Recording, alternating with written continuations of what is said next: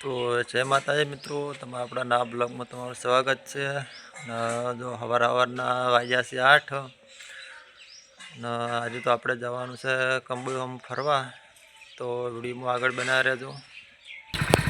તો જો આપણે આવી ગયા તો ઘોડા ઘોડા ઉપર નીકળવાનું હતું અને આ છે મંદિર. જો મોકળ બાગજીનું મેળો પણ જબરદસ્ત ભરાય છે. સબૂતો અમે રહ્યો તો ત્યાંથી આગળ આપણે હેડ્યા ને વચ્ચે સિંગલ રોડ પર જે એરંડા વાયેલા છે એની માળો તમે ખાલી જુઓ. 2 ફૂટની તો માળો છે, 2-3 ફૂટની માળો. જો 1 નંબર એરંડા છે એની માળો જ ખાલી. પછી આપણે નીકળી ગયા તો વચ્ચે જો આખલો મંજા રોડ ઉપર આવી ગયા આપણે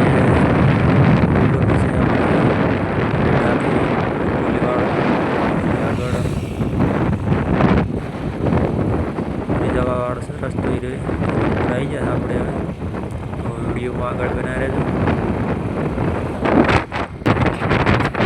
આપણે આવી ગયા છે કંબોઈ. હવે પુલ ઉપર નદીમાં આ છે પુલ. જો આ છે બનાસ નદી અમે દેખાય. તો જો મિત્રો આપણે આવી ગયા છે કંબોઈ આ પુલ ઉપર ડેમે અને અમે છે આપણે જો બનાસ નદી. તો આ બાજુ જો અમે તુલબાજ પુલ દેખાય તો રેલવેનો છે. આ બાજુ જો આમાં બધું આવેલું છે પેલી સાપરી છે. તો આપણે જો તમને પાછળનો કેમેરો કરીને બતાવો. તો મિત્રો જુઓ તમે આ સાપરી છે બનાવેલી છે ખાલી જો ઊંઘવા માટે. જેમ કે આ એડા રાયડનું વાયેલું છે એટલે કોઈ ગાયો રોજ આવે અને ઉભા રાખવા માટે. અને અમે જો આ બનાસ નદી છે આપણે કંબોઈ ડેમે. અને આ રહ્યો પુલ જો હમણાં જ નવો બન્યો છે. અને અમે પણ જો રેલવેનો પુલ છે પેલું બાજુ. તો વિડીયોમાં બહાર રહેજો, આપણે પેલું બાજુ જઈને બતાવવા તમને.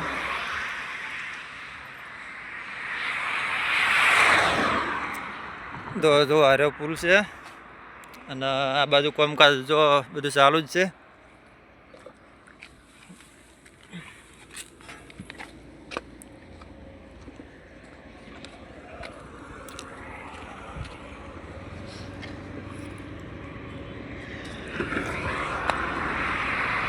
જો દા હોમે છે રેલવેનો પુલ. જો રેલવે હેડે નદીમાં જો.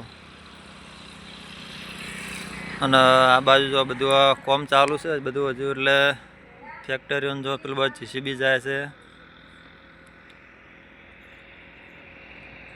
તો અને આ છે બનાસ નદી. આપણે ડીસા થઈને ડીસા પુલે થઈને આવે ને અમે આ બાજુ જો ડીસા એટલે આ બાજુ ડીસા પુલે થઈને આપણે નદી આવે ને આ જ નદી છે બનાસ. અને આ બાજુ ખારિયા ને એ બાજુ જાય છે. તો હોમે છે રેવલે પુલ ને હોમે દેખાય ઉમરી છે. પુલના પેલા બાજુ ઉમરી ને પુલને આ બાજુ કંબોઈ. તો આ બાજુ છે કંબોઈ. તો હવે વિડીયોમાં આગળ બનાવી રહેજો. આપણે કંબોઈ ચોકડીએ મળીએ. તો આપણે આવી ગયા હવે કંબોઈ ચોકડી. આ છે કંબોઈ ચોકડી. જોવા તો અમે સપડો પડી રસ્તો જાય કંબોઈ ગમો ને આ બાજુ શિવરી. આવી શિવરી જાવે રસ્તો આ બાજુ. અમે દેખાય કંબોઈ ગમો જાય વપરા જવું હતું. ને આ બાજુ અમે ગાડી આવે એ બાજુ પાટણ જવા માટેનો રોડ છે. પાટણ જવા માટે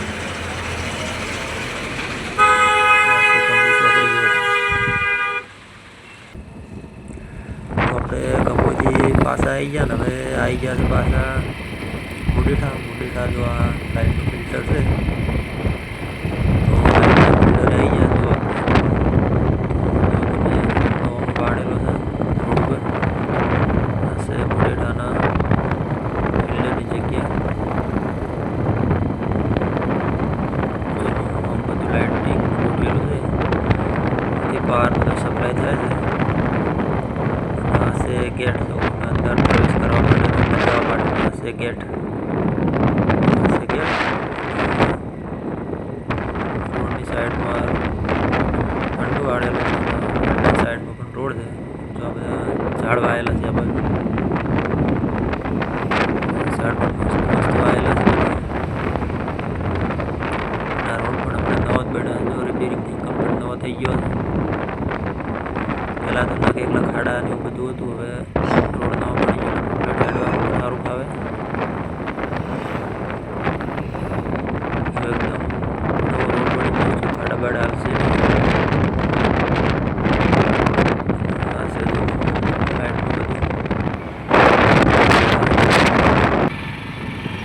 આપણે મુડેટર આવી ગયા હતા જો ભીલડે હાઈવે ઉપર, શિવરી થરા, આ બાજુ ડીસા. જો તમે આગળ ટેલર જાય, ટેલરમાં ખાલી મશીન કેવું છે તમે ખાલી જુઓ. જો આ છે મશીન, શેનું છે તો આપણને કોઈ ખબર છે નહીં, આપણે વિડીયો બનાવ્યો હતો. પછી આવી ગયા આપણે ભીલડી. જો ફાટક તો બંધ હોય જ છે. જો આવી જાય ને ગાડી, આપણે એવો હેડે એટલે ગમે ત્યારે ફાટક તો બંધ હોય જ છે, કેમ કે ગાડીઓને અવારનવાર જવાનું વધારે હોય આ રોડ ઉપર ભીલડી. જો ફાટક બનશે, ટ્રાફિક પણ જો એટલું બધું ટ્રાફિક છે. તો ફાટક આપણે ગમે ત્યારે આવો ને તો અમુક દિવસે ચાલુ હોય ને ત્યાં ફાટક બને જ હોય. માલ ગાડી જાય છે, ડબલ ડેકર પણ પેલું છે બધું.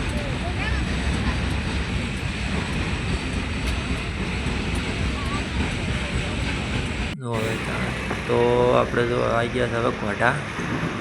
તો ઘોટા છોકરા માટે જો પકોડી પેક કરાવે છે. અમે શાકભાજીની વેચવાનું ચાલુ છે ઘોટા ચોકડી ઉપર. આપણે પકોડી પેક કરાવી છોકરા માટે.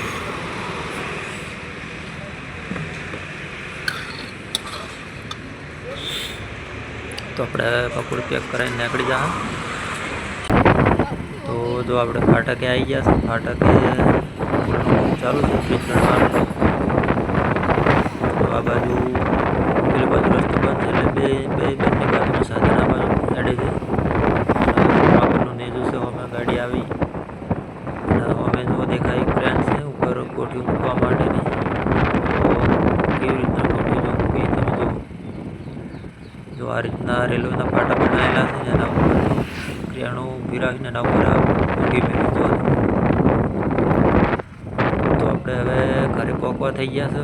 તો વિડીયોનો કેવો લાગ્યો લાઈક કરજો, શેર કરજો, સબસ્ક્રાઈબ કરજો.